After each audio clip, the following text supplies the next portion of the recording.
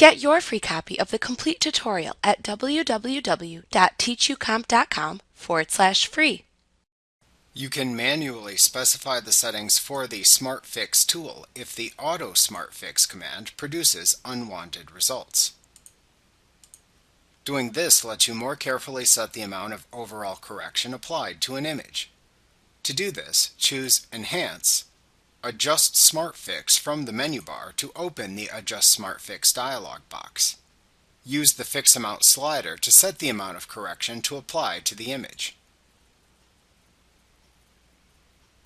You can also enter a percentage into the adjacent % field if desired. Note that clicking the Auto button in the Adjust Smart Fix dialog box is the same thing as selecting the Auto Smart Fix command under the Enhance command within the menu bar. When the image has the desired level of correction applied, click the OK button.